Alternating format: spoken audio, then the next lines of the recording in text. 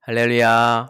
네, 오늘도 주님의 사랑과 은혜가 저와 사랑하는 성도 여러분들에게 흘러넘치기를 예수님의 이름으로 축복합니다. 네, 금요일은요, 열매 맺는 가지와 제거되는 가지라는 말씀의 제목으로 함께 호흡을 하고자 합니다. 이 말씀에 호흡이 있을 때에 열매 맺는 가지들이 되시기를 예수님의 이름으로 축복합니다. 오늘 본문은 우리에게 성부 하나님의 역할, 그리고 성자 예수 그리스도의 역할, 그리고 열매 맺는 사람, 그렇게 나눠가지고 우리에게 알려주고 있습니다. 열매 맺지 못하는 사람도 있고요.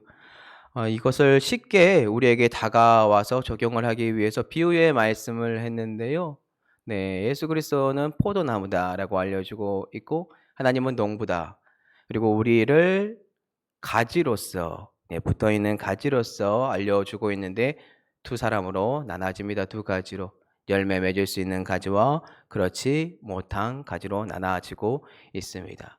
자, 그렇다면 실질적으로 우리가 알고 있는 농부의 역할은 어떤 역할이 있습니까? 네, 나무를 심고 가꿔야 합니다. 영양분을 줘야겠죠? 부족한 것이 무엇인지 날마다 신경을 써야 합니다. 그처럼 많은 관심을 갖고 계속해서 자라날 수 있도록 해야 합니다. 그러면 그 나무에서 열매를 맺기 위하여, 그리고 또한 판매를 하기 위하여 농부는 어떻게 해야 할까요?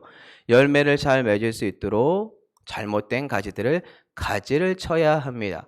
그래야만 올바른 소출을 따서 주위 사람들에게 판매를 할 수 있겠죠. 그렇기 때문에 붙어있는 가지, 그 안에서 열매를 아름답게 맺는 가지가 있고, 또한 제거되는 가지가 있다라는 거예요.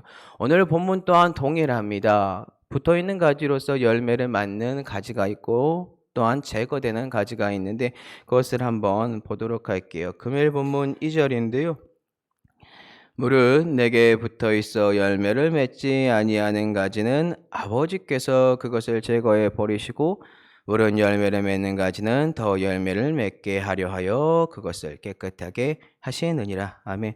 이 본문을 보니까 어떻습니까? 열매를 맺는 가지, 또 그렇지 못한 가지로 구분이 되어져 있다는 것을 우리는 아주 쉽게 알 수 있습니다. 자, 어떻게 해야 열매를 맺는다라고 우리에게 고백을 하고 있습니까? 붙어 있으면 됩니다. 네, 붙어 있으면 열매를 맺을 수 있다. 근데 특이사항이 있어요. 붙어 있음에도 불구하고 열매를 맺지 못하는 상황 또한 발생을 하였다라는 것을 본문을 통해 아주 쉽게 알 수 있다는 것입니다. 자, 그러면 이것을 우리에게 적용을 한번 해봐야겠죠? 이것을 우리에게 쉽게 적용을 하면 예수 그리스도에게 붙어 있는데, 즉 말을 바꿔볼게요. 예수 그리스도와 동행을 하고 있는데 열매를 맺지 못한 사람이 있는가? 그것을 한번 고민을 해보면 답이 쉬울 것 같습니다. 가장 쉬운 예로 사도 중에 한 사람이 있죠. 제자들, 그 중에 한 명이 있어요. 예수 그리스도와 분명히 동행을 했어요. 그런데 열매를 맺지 못하고 제거된 가지가 있습니다. 그게 누구냐면 가롯 유다입니다. 왜 가룟 유다는 열매를 맺지 못했나? 이런 질문이 자연스럽게 나와야 해요. 그가 가지고 있었던 사상과 예수 그리스도가 가지고 있었던 사상이 달라요. 분명히 함께 동행을 하고 3년 동안 그 모든 것들을 배우고 하나님의 말씀을 들었음에도 불구하고 그 가슴에 있는 것은 주의 말씀이 아니에요.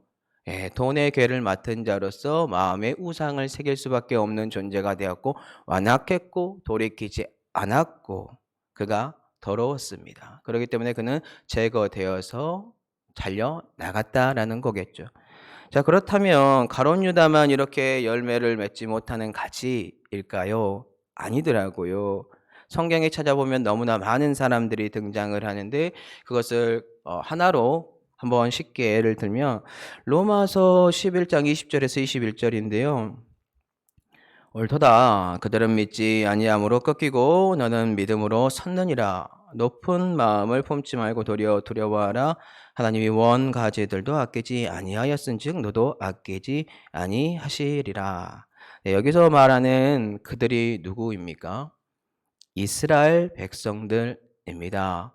이들이 제거가 되었어요. 완악했고 했고 하나님을 배척했고 버렸고 마음에 우상을 새겼기 때문에 이들이 버림을 받습니다. 자, 뒷부분에 나와 있는 이제 붙어 있는 지금 가지는 이방인들이에요. 그들 또한 만약에 이러한 완악함으로 그 마음을 지키지 못하면 어떻게 된다라고요? 우리 본문에 적용을 하면 열매를 맺지 못하는 그러한 존재가 되어버리면 제거해 버리겠다라고 해요. 실질적으로 뒷부분을 더 보면은 원 가지들도 다시 접붙임 받을 수 있도록 하나님은 계속해서 기회를 주시는 거예요. 농부가 올바르게 자라날 수 있도록 그 가지를 돌보는 것처럼요. 자, 그러면 또 이것은 적용하고 싶지 않지만 현실입니다. 오늘날 제거되는 가지들이 누굴까요? 네, 교회에 함께 예배를 드리지만 교회에서 봉사도 하고 여러 가지도 하지만 안타깝게도 그 마음의 외식으로 그 마음의 중심에 하나님의 말씀이 없는 사람. 네, 그 사람은 죄송하지만 제거가 됩니다. 자, 그러면 제거된 가지들 어떻게 될까요? 금요일 본문 요한복음 15장 6절 보니까 이렇게 된다고 오늘 본문은 알려줍니다. 사람이 내 안에 거하지 아니하면 가지처럼 밖에 버려져 마르나니 사람들이 그것을 모아다가 불에 던져 사르느니라. 자, 제거된 가지들은요 아주 다 말라요. 그러면은 어떤 역할을 할 수 있을까요? 장작이요, 장작. 불을 떼었을 때 아주 잘 타는 장작이 됩니다. 이것을 우리에게 쉽게 적용하면 지옥불로 떨어져 죽게 된다. 그곳에서 계속해서 뜨거운 아픔을, 그 고통 속에서 살아갈 수밖에 없는 가지가 된다라는 거겠죠. 꼭 기억하셨으면 좋겠어요. 자, 그러면 열매 맺는 사람들에 관하여 우리가 조금 더 고민을 하고 하나님의 말씀을 배워야 우리가 또 은혜를 받을 수 있는데요. 오늘 본문에서 말하고 있는 열매 맺는 가지들 도대체 어떠한 가지, 어떠한 사람들을 말을 하고 있는 것일까요? 이를 두 가지로 간단하게 한번 살펴볼게요. 첫째는요, 열매 맺는 가지는 깨끗해야 합니다. 깨끗해야 열매를 맺을 수 있는데요. 금요일 본문 요한복음 15장 2절 하반절입니다. 무릇 열매를 맺는 가지는 더 열매를 맺게 하려 하여 그것을 깨끗하게 하시느니라. 깨끗함으로 말미암아 공급되는 영적인 은혜 속에서 우리는 계속해서 예수 그리스도의 진액을 받아들이며 풍성한 열매를 맺을 수 있는데요. 자, 이 깨끗함에 대한 비유가 디모데후서에도 등장을 하는데요. 디모데후서 2장 20절에서 21절입니다. 큰 집에는 금그릇과 은그릇뿐 아니라 나무 그릇과 질그릇도 있어 귀하게 쓰는 것도 있고 천하게 쓰는 것도 있나니 그러므로 누구든지 이런 것에서 자기를 깨끗하게 하면 귀 쓰는 그릇이 되어 거룩하고 주인의 셈이 합당하며 모든 선한 일에 준비함이 되리라. 아멘. 이를 오늘 본문에 한번 적용을 해볼게요. 금그릇 같은 가지가 예수 그리스도께 붙어 있고 은그릇 같은 가지가 예수 그리스도께 붙어 있어요. 그리고 나무 그릇 같은 가지, 질그릇 같은 가지, 여러 가지 가지들이 여러 가지 사람들이 계속해서 예수 그리스도 포도나무 참된 줄기 대신 그곳에 붙어 있습니다. 그런데 우리 눈에는 화려하게 보일지 모르지만 실질적으로 열매를 맺는 가지는 어떠한 가지다라고 우리에게 정확하게 집어서 알려주나요? 깨끗한 가지. 그렇게 알려주고 있어요. 왜냐하면 그렇게 깨끗해야만 하나님께서 쓰는 그릇이 되고 주의 은혜와 능력 속에서 모든 선한 일을 준비하는 그러한 열매 맺을 수 있는 가지의 역할을 할 수 있다라는 거예요. 문맥의 흐름 속에서 늘 자연스럽게 배우겠지만 이것은 결국 사랑 안으로 들어가고 그 계명을 지키는 사람, 주의 말씀에 순종하고 그것을 따라갈 수 있는 사람이 꼭 우리 사랑하는 성도 여러분들이 됐으면 좋겠어요. 자, 그렇다면 어떻게 해야 중요합니다. 깨끗해질 수 있을까요? 고민해야 돼요. 우리가 깨끗해야 열매를 맺을 수 있는데요. 오늘 본문 3절 보면 그 답이 나와 있습니다. 너희는 내가 일러준 말로 이미 깨끗하여졌으니. 이미 성도 여러분들 깨끗해졌다라고 예수 그리스도께서 선포하고 있는데요. 예수 그리스도께서 주신 그 말씀으로 인하여 우리는 깨끗해질 수 있다는 것을 꼭 기억해 주셨으면 좋겠어요. 하나님의 말씀이 우리에게 있어야만 우리는 거룩하고 정결해지고 깨끗함 속에 그분의 진액 속에 자연스럽게 아버지께서 원하는 귀하고 복된 성령의 열매들, 그러한 풍성한 성품들이 여러분들을 통해 드러나게 되어 있습니다. 혹시 요한복음 13장에 제자들의 발을 씻겨주신 예수 그리스도의 모습 기억하십니까? 베드로와 예수 그리스도가 주고받았던 대화가 있어요. 그 말씀을 기억하시면 좋을 것 같아요. 예수님께서 말씀하셨을 때요. 이미 목욕한 자는 발밖에 씻을 필요가 없다. 왜 그래요? 온몸이 깨끗하다라고 합니다. 우리의 모든 원죄가 예수 그리스도 안에서 그의 말씀을 받아들였고 돌이켰고 그 모든 원죄는 사라졌으며 우리가 날마다 짓는 자범죄만 이제 발만 씻으면 된다라는 거예요. 하나님의 말씀이 이미 들어왔고 그 안에서 깨끗해졌다는 것을 성도 여러분들 꼭 기억하셨으면 좋겠어요. 자, 열매 맺는 방법 두 번째는요. 예수 그리스도 안에 거하시면 됩니다. 네, 요한복음 15장 5절에서 6절입니다. 나는 포도나무요 너희는 가지라. 그가 내 안에 내가 그 안에 거하면 사람이 열매를 많이 맺나니 나를 떠나서는 너희가 아무것도 알 수 없음이라. 사람이 내 안에 거하지 아니하면 가지처럼 밖에 버려져 마르나니 사람들이 그것을 모아다가 불에 던져 사르느니라. 자, 오늘 본문에서 주 안에 거했다라는 의미를 우리가 한번 찾아보면 어떤 것을 찾을 수 있을까요? 일단은 포도나무에 붙어 있어야 돼요. 그리고 깨끗해야 합니다.